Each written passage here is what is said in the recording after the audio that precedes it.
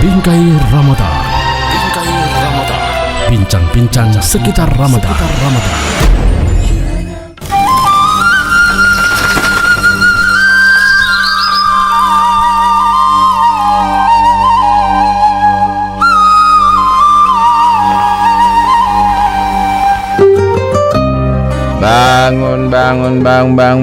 Bangun sahur. Hei, biasa dia mah puli tadi dia bongkolo tah itu lu bangun sahur. Assalamualaikum warahmatullahi wabarakatuh. Para pendengar Poliamatov FM dan juga Cahaya FM di Kabupaten Bualemo. Alhamdulillah kita pagi hari ini kembali dipertemukan oleh Allah Subhanahu wa taala dalam program spesial khusus di bangun sahur dan dalam bingkai Ramadan, dan insyaallah kami jumpai para pendengar di dua radio ini dalam keadaan sehat walafiat, dan segala amalan-amalan yang kita sudah kerjakan insyaallah sudah kita bungkus dengan rapi, dan semua doa-doa kita diijabah oleh Allah Subhanahu wa taala. Tu mau pulita muta Ramadan, mamola pengakunto kita bisa mengaku akan di hadapan Allah Subhanahu wa taala sebagai puasa kita yang insya Allah akan bisa melindungi kita ataupun membela kita dari siksa api neraka. Dan ini akan juga memberikan rahmat kita, hidayah ataupun apa saja untuk kebaikan kita baik di dunia maupun di akhirat. Amin ya rabbal alamin. Baik, saya menyapa dulu Pak Ustadz yang juga sudah datang di pagi hari ini. Apa kabar Ustadz? Alhamdulillah baik, dan semoga para pendengar dimanapun Anda berada di Kabupaten Bualemo dan juga di Poliamatov FM, kami temui dalam keadaan sehat walafiat, dan juga orang-orang yang sementara melaksanakan i'tikaf ya, semoga tetap dalam keadaan semangat ya, jangan kendor, karena ini sudah akhir-akhir, kita harus tetap bersemangat dalam melaksanakan i'tikaf dan dalam melaksanakan menjaga malam-malam terakhir di bulan suci Ramadan. Ya, ini Ustadz di malam-malam terakhir seperti ini, khususnya yang tidak melakukan i'tikaf dan lebih memilih untuk tinggal di rumah, ada yang tak tidur, tidak ada pas sahur. Karena biasanya di malam-malam terakhir itu orang ketiduran karena mungkin ada kesibukan yang lain sehingga kecapean di malam hari dan kemudian tertidur. Ini bagaimana Ustaz? Ya, kata Nabi Muhammad SAW, tasahharu fa inna fis sahuri barakah. Bersahurlah kalian karena dalam sahur itu ada keberkahan. Berarti mafhumnya, kalau orang melaksanakan puasa namun dia tidak sahur, berarti apa? Keberkahannya, sebagian keberkahan dari puasa tersebut hilang. Karena apa? Karena dia tidak melaksanakan sahur. Berkah sahur yang tidak ada, berkah lo sahur, jamot tapu barakatilu suruh itu istilahnya. Tapi puasanya tetap sah. Yang penting dia berniat. Ya, makanya kenapa di apa namanya, di setiap witir itu melaksanakan niat. Nah, itu tujuannya supaya apa? Kalau orang tak tidur, yang penting dia berniat. Iya, ambela udo suhuru Ustadz melupuh, apalagi jalo suhuru. Makanya di situ ada berkah itu, ada dari sisi jasmani. Bukan cuma itu, sahur itu kenapa diperlambat supaya kuat. Jadi pas sahur itu setengah ampak ke atas. Jangan pas sahur karena baru habis bermain kamar domino, baru kemudian langsung pas sahur jam 2 malam. Nah, itu kan mau capek ya, capek lagi kemudian dia tidak mengambil sunnah Nabi untuk melaksanakan sahur diperlambat. Jadi kenapa diperlambat setengah ampak ke atas itu supaya apa? Supaya stamina kita terjaga bagus ya, karena setelah itu ada imsak sedikit ya, kita siap-siap dan langsung melaksanakan sholat subuh ya, baru habis makan masih punya stamina yang kuat dan sampai terakhir juga kita masih kuat. Karena apa? Karena kita menjaga amaliyah di sunnah-sunnah itu mengakhirkan sahur tersebut. Karena biasa lihat Ustaz tuan mamu suruh jam 2, ibu mah lapatala itu mah langsung mau dulu Ustaz. Iya kan? Tapi kalau sholat subuh. Ya, tapi kalau misalnya dia melaksanakan, dia perlambat sahurnya, begitu selesai basahur langsung ajan, otomatis kan semua sembahyang subuh sekalian, kan tidak mungkin sementara ajan kita orang semua tidur. Jadi ya gampang itu mau tidur, walaupun kita orang sholat dulu baru kemudian tidur. Tapi bahkan kalau tidak salah juga saya pernah mendengarkan selesai sholat subuh itu jangan tidur. Iya. Selesai sholat subuh itu kita baca Quran dulu. Kalaupun mau tidur, cuman menghilangkan kecapean sebentar. Ya, menghilangkan kecapean sebentar. Mungkin kan orang apalagi yang itikaf, dia lama tidak tidur, nanti tidur jam 1, ya, atau misalnya tidurnya itu pada Isya, baru kemudian dari jam 1 sampai jam 4, atau dari jam setengah 12 sampai jam 4 dia tidak tidur, sholat malam terus. Jelas capek. Ya, sehingga dia menghilangkan keletihannya untuk tidur. Jangan soal alasan Ustadz tidur di bulan Ramadan itu kan ibadah, ente tidur aja dari pada subuh sampai nanti maghrib baru ente bangun kan dia alasan ibadah seperti Jadi tidurnya orang berpuasa itu adalah ibadah. Ibadah itu maksudnya apa? Dia menghilangkan keletihan ya pada saat dia melaksanakan sholat, melaksanakan ibadah untuk membangun tenaga. Itu yang dimaksud tidurnya orang berpuasa, ibadah. Bukan tempat terus dari ibadah subuh sampai nanti subhanal malikil kudus baru bangun kamar. Jadi tidurnya orang yang berpuasa itu adalah ibadah. Tapi ibadahnya orang yang berpuasa itu bukan tidur. Mali putar yoladi tuh Ustaz. Jadi tidurnya orang berpuasa itu adalah ibadah. Tapi ibadahnya orang yang berpuasa bukan tidur. Ya.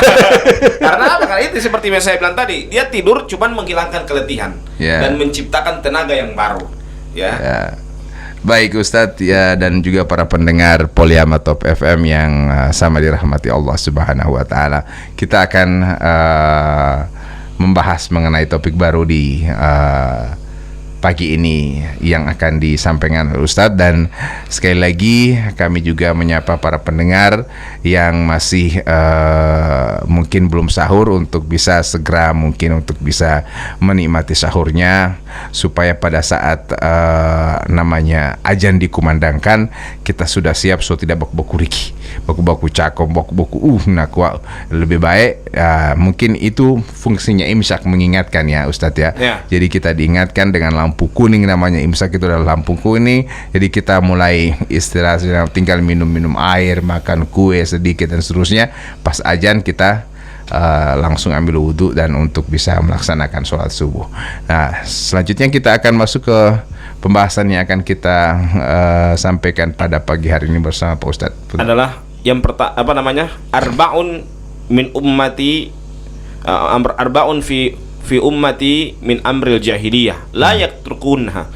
Jadi 4 perkara yang itu sebuah perkara jahiliyah. Jahiliyah itu bagaimana? Jahiliyah itu datang sebelum Nabi ada. Itu jahiliyah. Ya. Dan kadang perkara jahiliyah ini kadang menyerupai orang-orang yang sebelum kita. Ya. Sehingga Nabi ada, jangan sampai perkara jahiliyah ini masih ada. Nah, itulah yang disebutkan diwanti oleh Nabi Muhammad sallallahu alaihi wasallam. Makanya sering orang Gorontalo sering tanbo jahiliyah tali itu ya kan, berarti ada jahiliyah itu kebudayaan atau namanya kebiasaan orang-orang yang sebelum Nabi diutus, ya. Itulah keadaan jahiliyah. Sama juga di Gorontalo. Ya, di Gorontalo itu kan ada Raja Sultan Amai. Nah, Raja Sultan Amai itu kan membawa syariat Islam.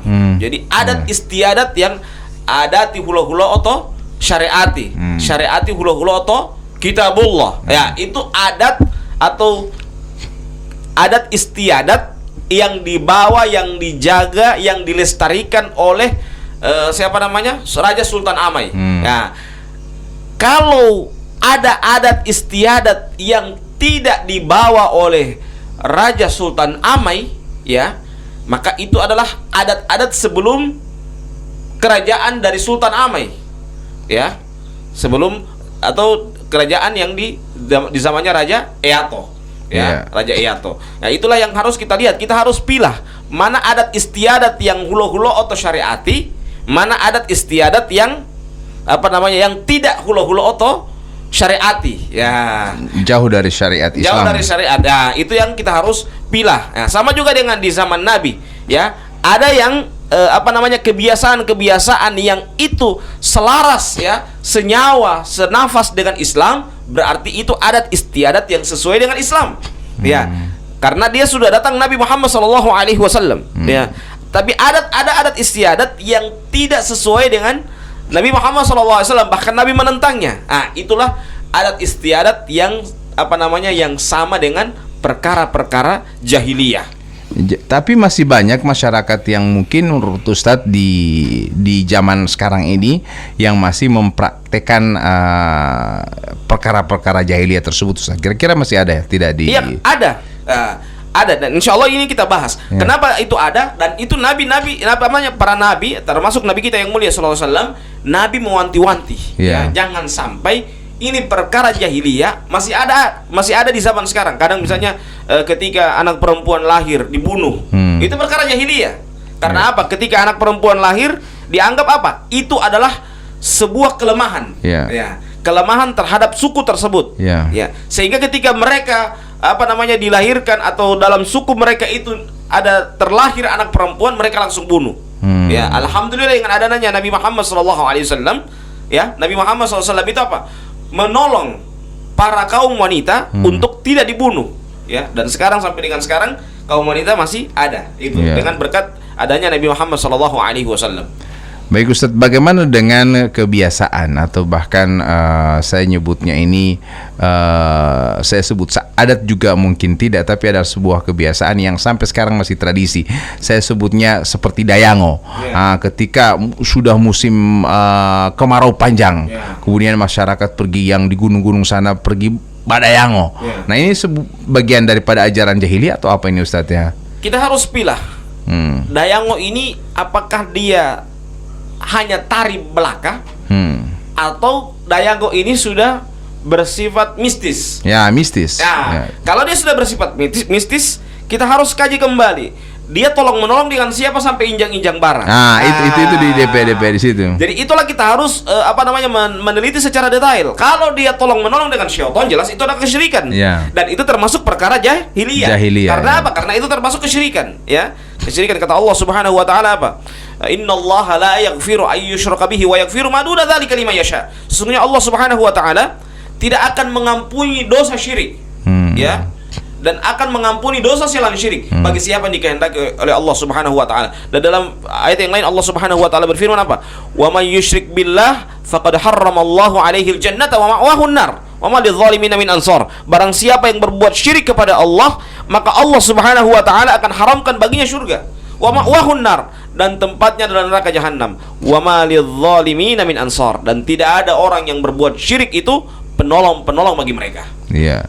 Berarti oke lah kita misalnya tidak melaksanakan dayango itu Ustadz, seperti halnya Pak Ustadz bilang tadi, injang-injang darah. Tapi kalau cuman menonton, katanya juga kalau menonton mau balik. Jelas kalau kesyirikan, kan kata Allah apa? Wa ta'awanu 'alal birri wat taqwa wa la ta'awanu 'alal itsmi wal udwan. Tolong menolonglah kalian dalam kebaikan dan ketakwaan. Sambungan ayatnya, wala ta'awanu 'alal itsmi wal udwan, dan jangan tolong menolong di atas dosa dan permusuhan. Jadi ketika orang menonton sebuah kesyirikan seperti itu, berarti dia sudah tolong menolong, ya, telah mempublikasikan ya sebuah adat jahiliyah itu, ya, dianggap itu bagian dari Islam. Itu yang tidak boleh. Tapi kalau cuma menonton itu berarti sudah memang tidak boleh sama sekali. Sama yang mempublikasikan sampai bahas video, kemudian sudah bahas video. Dia bahas status akang. Alhamdulillah di sini ada tradisi yang masih dipertahankan. Ketika kasihan orang yang sudah berbuat, orang sudah naik haji, pulang balik tanah suci, ya, kemudian dia pulang kemarin sudah jadi Pak Haji, orang bilang di Pak Haji ini Allah ada. Ya, jadi Pak Haji balik isi Allah ada. Kan jangan sampai demikian. Jadi dijadikan sandaran orang. Kenapa ente Ustadz Robi tidak datang? Di Pak Haji ini ada. Ente belum haji, ente tidak menghargai tradisi. Inilah yang harus kita perhatikan. Jadi kita harus benar-benar mengamalkan sesuatu sesuai dengan ilmu yang kita miliki. Ya, jadi itulah pentingnya ada bingkai Ramadan, ya, ada muhima buka, ya, ada bias. Itu tujuannya supaya apa? Supaya teredukasi, ya, tersampaikan informasi bahwa ini adalah suatu kebiasaan jahiliyah dan ini suatu kebiasaan yang sudah dicontohkan oleh Rasulullah Shallallahu Alaihi Wasallam. Jadi kalau misalnya kita orang ingin memperoleh rahmat seperti halnya hujan, kita minta doa sama Allah. Ada sholat istisqa. Ya, sholat istisqa. Jadi daripada mau ini kan sudah ada solusi ya. Kita cari kebiasaan yang dilakukan oleh Nabi. Kalau sudah kemarau tidak turun hujan, apa yang Nabi lakukan? Sholat istisqa, ya itu kan mudah, ya daripada mau bikin dayang tanpa Allah marah, ya tanpa Allah marah seperti itu kita sudah dibuat sudah ada kemarau, mana justru ente membuat Allah marah, lebih tambah Allah marah lagi seperti itu, lebih murka Allah, ya. Jadi jangan sampai kita melaksanakan sesuatu hal yang justru membuat Allah murka kepada kita. Baik, kalau misalnya Ustadz ini dijadikan semacam tradisi dan diangkat oleh daerah tertentu untuk menjadi sebuah wisata, misalnya ini Dayango, ini berarti sebuah pelanggaran ini Ustadz ya, dari sisi agama tidak boleh dilaksanakan hal seperti itu. Dipertahankan sebagai tradisi. Tradisi kalau dia itu yang saya tanya tadi pertanyaan awal. Kalau cuma sekedar tari, mengedukasi bahwa di Gorontalo ada begini, ada ya kebiasaan, tarian adat ada lah. Tarian adat yang datang sebelum Raja Sultan Amai. Ya, sekali lagi saya bilang itu adat kebiasaan yang datang sebelum Raja. Hanya sebuah tarian saja untuk menghibur masyarakat. Tapi ini bilang harus diberikan edukasi, sama juga dengan orang yang menjual rokok itu kan, membuat pabrik rokok, ditulis di situ merokok merusak menjadikan kanker dan lain sebagainya, merusak kesehatan. Harusnya juga begitu. Ketika kita mengedukasi, ini sebuah adat istiadat yang datang sebelum adanya Raja Sultan Amai. Sehingga orang tahu, oh berarti ini adat istiadat yang datang sebelum ajaran Islam. Nah, itu yang harus kita berikan edukasi kepada masyarakat, supaya orang tahu bahwa ini adalah benar adat Gorontalo, tetapi bukan yang masuk dalam kategori adat Islam. Jadi kalau misalnya pada saat menari tersebut mehepo ambol atau Ustadz tiba-tiba itu tuangan latih, kan itu pasti ya. Ini berarti sudah keluar dari. Oh jelas, jelas itu yang saya bilang tadi. Jadi kita harus di Islam juga ada begitu. Jadi adat istiadat yang sebelum Nabi ada, ya, dan itu tidak dilestarikan lagi oleh Nabi, ya. Ada adat istiadat yang Nabi ada, ya. Sama juga di Gorontalo ada adat istiadat yang sebelum adanya Raja Sultan Amai, ya. Ada adat istiadat yang setelah adanya Raja Sultan Amai, ya. Kalau setelah adanya Raja Sultan Amai berarti aman itu, itu adat istiadat yang di zaman Islam. Jadi kita kalau ada adat, orang Ustadz ini adat, lihat dulu ini adat mana, dia datang pada saat kapan. Kalau dia datang setelah adanya Raja Sultan Amai berarti itu adat Islam. Ya, kalau dia datang sebelum Raja Sultan Amai, kita teliti apakah dia senafas dengan Islam atau tidak. Kalau senafas berarti kita harus jalankan. Kalau tidak berarti kita harus tolak. Misalnya Ustadz wanita mongoto ini Ustadz pertama pahamali buti pale warna-warni, kemudian dia lempar-lempar sepopi atau pengali pemilih atau tuluhi terus akhirnya berdoa-doa seperti itu berarti sebuah kemusyrikan juga syirikan. Itu sebuah sudah disebutkan latila polo latila tamu latila wala latila puputo. Jadi ini tidak boleh dilaksanakan. Ini sama dengan yang tadi itu Ustadz ya. Itu termasuk jahiliyah. Adat jahiliyah. Berarti kalau di Gorontalo itu adat sebelum Raja Sultan Amai. Masih ada yang lainnya. Kita ada Al-Quran, ada hadis yang sudah bisa menjadi panduan kita. Baik pendengar yang sama dirahmati Allah Subhanahu wa taala. Jadi yang kedua Ustadz kan ada arba'ah, berarti ada empat. Jadi yang pertama adalah kita bahas dulu. Tadi yang baru kita bahas adalah perkara jahiliyah secara umum. Sekarang yang kita bahas adalah at-tafakhur fil ansab, 21 kali ya, karena dia agak berkaitan. Yang kedua adalah at-ta'an fil ansab, yaitu bangga dengan keturunan dan mencela keturunan. Kalau dia sudah bangga jelas dia mencela keturunan selain dari keturunannya. Ya kalau di Arab ada namanya keturunan sayyid. Jadi kalau orang yang sayyid harus nikah dengan yang sayyid. Kalau yang bukan sayyid yang yang Ba'lawi tidak boleh nikah dengan sayyid. Ya, itu kan berarti dia bangga dengan keturunan itu, ya. Kalau kalau di kalau istilah kita, kalau yang berdarah biru, tidak boleh nikah dengan berdarah merah. Ya. Maksudnya orang yang punya jabatan yang tinggi, keturunan raja, tidak boleh nikah dengan rakyat biasa. Nah, inilah yang harus kita yang termasuk perkara jahiliyah. Ya, karena kata Allah Subhanahu wa taala dalam Al-Qur'anul Karim, ukurannya bukan di ukuran dari jabatan seperti itu, tapi kata Allah apa? Inna akramakum indallahi atqakum. Ya, sesungguhnya orang yang paling mulia di sisi Allah Subhanahu wa taala apa? Orang yang bertakwa kepada Allah. Jadi ukurannya orang bertakwa, bukan darah biru, ya, bukan keturunan, mohon maaf, bukan keturunan sayyid, ya. Karena orang begitu. Oh, kita pikir keluarga tidak bisa nikah dengan karena bukan keturunan sayyid, kan begitu. Itu berarti dia bangga dengan keturunannya. Ya, dia merasa bangga dengan keturunannya, sehingga dia meremehkan orang yang di luar dari keturunan dia. Itu. Karena memang banyak sekarang, bahkan terjadi sekarang itu seperti itu, Ustadz. Wan dia wala pejabat, misalnya saya pejabat, patatan ame betul-betul ila tamu nikah wala ubuti Ustadz, mungkin mohon maaf mungkin rakyat biasa. Jadi saya tanya ente sampai anak ente, misalnya tipe apa lagi, bota hemobasi misalnya, ente pemikiran itu ya dia pun nikah wala ya mungkin, ya berarti termasuk jahiliyah itu, Ustadz. Jelas itu perkara jahiliyah, ya. Karena apa? Karena bisa kita menolak orang yang datang menikah kepada kita kecuali memang dilihat dari attitude-nya. Oh, ini orang pengiluma, emotopua. Jadi standarnya standar syariat, bukan standar nasab, ya, bukan standar bahwa saya anak pejabat, jadi harus nikah juga dengan anak pejabat. Itu tidak boleh, ya. Jadi standarnya itu kita lihat ketakwaan dia kepada Allah Subhanahu wa taala. Jadi diukurnya di situ. Inna akramakum indallahi atqakum. Sesungguhnya orang yang paling mulia di sisi Allah Subhanahu wa taala adalah orang yang bertakwa kepada Allah. Jadi orang yang bangga dengan darah birunya ini, kemudian menyebabkan dia jadi angkuh sombong. Mau ngutau tapi mengeutato. Jangan mengema kan istilahnya.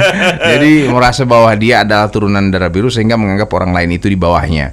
Walaupun kadang juga sudah dari sisi ekonomi dia sudah jatuh, tapi karena merasa dia darah biru, tetap merasa bahwa dia powernya tinggi dan tidak mau direndahkan. Masih banyak terjadi di masyarakat seperti itu, sehingga dengan adanya penyampaian Ustadz ini mungkin bisa menyadarkan para pendengar Bingkai Ramadan pada subuh kali ini bahwa sebenarnya bahwa ini hanya menyampaikan kepada kita bahwa Islam itu indah, ya. Menyamaratakan, tidak ada yang beda-beda antara mau biru, mau merah, mau semua sama itu. Bahkan di zaman Nabi Muhammad SAW, Nabi pernah kan bayangkan ini suku yang terkenal, suku Muhajirin dan suku Ansor. Ya, ini suku yang terkenal. Tapi apa? Di zaman Nabi, pada saat itu Nabi mereka saling memanggil dengan nama-nama suku itu, Yal Muhajirin, Yal Ansor. Maksudnya apa? Wahai orang-orang Muhajirin. Maksudnya kalau Muhajirin yang orang Ansor tidak boleh ikut dengan torang. Yal Ansor, berarti orang Ansor, berarti orang-orang Muhajirin tidak bisa ikut dengan torang. Kata hal itu datang kepada Nabi Muhammad SAW. Apakah kalian memanggil dengan panggilan-panggilan jahiliyah? Ya, Nabi sampai memberikan sebuah statement, apakah kalian ini memanggil dengan panggilan-panggilan jahiliyah? Sementara wa ana baina adhurikum, sementara saya itu di antara kalian. Ya, apa kata Nabi Muhammad SAW? Utruk hafainnaha mumtinah. Tinggalkanlah seruan-seruan tersebut karena itu sebuah panggilan-panggilan jahiliyah. Bayangkan, istilah Muhajirin, istilah Ansor itu ada dalam Al-Qur'an. Tapi yang dilarang oleh Nabi, dia bangga dengan kelompok itu. Dia bangga, Yal Muhajirin. Berarti maksudnya yang Ansor ente jangan gabung ente bukan Muhajirin. Ada di Al-Qur'an, ada di Al-Qur'an. Begitu juga yang Ansor. Ya Ansor, berarti ente orang Muhajirin hingga itu. Apalagi dalam Al-Qur'an jadi bangga kan disebut Al-Qur'an Muhajirin Al-Ansor. Sedangkan nama saja yang ada dalam Al-Qur'an itu tidak boleh bangga. Apalagi yang di luar dari Al-Qur'an, yang tidak ada dalam Al-Qur'an. Bali isi. Dia atau Qur'an ini enggak nengemane. Bali isi. Jatuh Qur'an ini enggak menengemane. Jadi pendengar yang sama dirahmati Allah Subhanahu wa taala, jadi memang Islam itu indah. Di subuh ini kita mudah-mudahan memperoleh semacam hidayah ataupun petunjuk dari Allah Subhanahu wa taala. Sesungguhnya kita ini adalah sama, tidak ada biru, tidak ada merah, semuanya kalau nilainya pada ketakwaan seperti halnya penyampaian Pak Ustadz tadi. Dan tanpa terasa waktu kita untuk berbincang di Bingkai Ramadan pada kesempatan hari ini di hari yang ke-22 sudah selesai. Kita berdoa kepada Allah Subhanahu wa taala semoga rangkaian ibadah kita, sekali lagi kita berdoa, terus berdoa kepada Allah Subhanahu wa taala, apalagi yang sementara melaksanakan i'tikaf di masjid, dengan segala amal ibadahnya semuanya diterima oleh Allah Subhanahu wa taala. Baik pendengar, kita tutup dengan membacakan doa kafaratul majelis. Subhanakallahumma bihamdika asyhadu an la ilaha illa anta astaghfiruka wa atubu ilaik. Wassalamualaikum warahmatullahi wabarakatuh. Bingkai Ramadan. Itulah bincang-bincang sekitar Ramadan atau Bingkai Ramadan.